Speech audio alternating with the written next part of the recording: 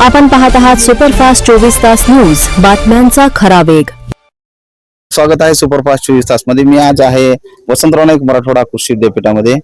वसंतराव नाईक मराठवाडा कृषी विद्यापीठाच्या कार्यकारी अभियंता कार्यालयामध्ये आज महाराष्ट्र नवनिर्माण सेनेच्या वतीने जे शासकीय नियमानुसार कार्यालयामध्ये कुठल्या अधिकाऱ्याला एसी अलाउड आहे किंवा नाही या नियमानुसार मनसेचे जिल्हा संघटक आणि आक्रमक नेहमी भूमिका घेणारे सोनू लाहोटी आणि त्यांच्या मनसेच्या पदाधिकाऱ्यांनी आज इथे येऊन नियमानुसार आणि हे सांगून आज त्यांनी ही एसी काढून घेतलेली आहे. आणि परभणी शहर जिल्ह्यातील असणाऱ्या विविध कार्यालयातील सुद्धा त्यांनी एसी निवेदन देऊन स्वतःहून कार्यालयात जाऊन त्यांनी एसी काढलेली आहे. जे काही नियम आहे शासनाने घालून दिले त्या नियमानुसारच ते पुढे त्यांचं आंदोलन करून संबंधित यंत्रणेला जाब विचारून या संदर्भात काम करत आहेत. बोलूया सोनू लाहोटी यांच्याशी. सोनू भाऊ, काय सांगाल, आज पुन्हा एकदा मनसेचा हा दणका विद्यापीठ प्रशासनावर प्रहार केलेला आहे. तुम्ही एसी कुठल्या कशा नियमात आणि कशा पद्धतीने चालते याबद्दल सविस्तर सांगा.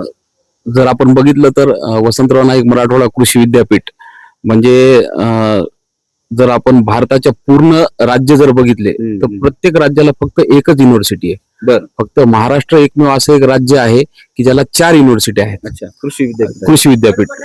तर त्या अनुषंगाने म्हणजे शेतकऱ्यांसाठी कुठलं तरी चांगलं काम व्हावं, पण इथं तसलं काही दिसून येत नाही.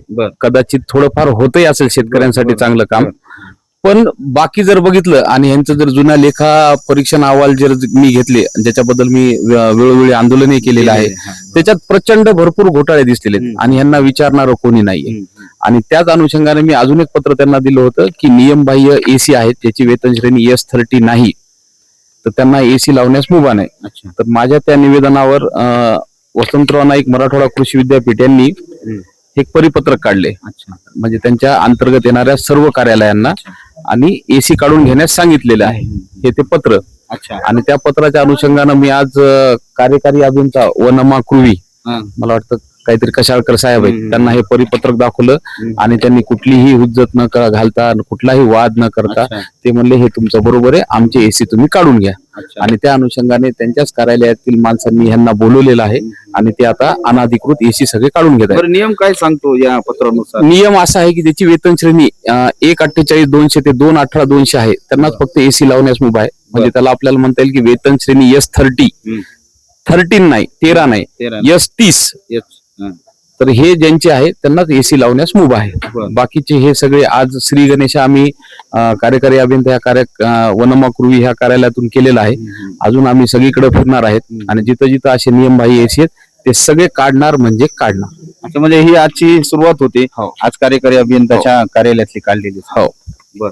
आणि आता विद्यापीठाच्या प्रत्येक कार्यालयात जिथे असा एसी दिसेल हो, S30 ज्यांची वेतन श्रेणी नाहीये त्यांना एसी काढावी लागतील. ज्यांची वेतन श्रेणी S30 असेल त्यांनी ठेवलं तर मला काही हरकत नाही नियमाने. अच्छा, हो, नियमानच ही कारवाई करण्यात येत आहे. विद्यापीठ प्रशासनाने दिलेले हे पत्र आपण पाहू शकता. या पत्राच्या आधारेच मनसे नेहमी आक्रमक होऊन प्रत्येक महाराष्ट्र शासनाचे जेही कार्यालय आहे तिथे जाऊन त्यांनी ही आक्रमक भूमिका घेऊन त्यावेळी त्यांनी निवेदन देऊन सन्मानपूर्वक सांगितलं सुद्धा. आज सुद्धा या कार्यालयात कार्यकारी अभियंताच्या कार्यालयात येऊन केलेली पुढची काय दिशा असेल सोनू?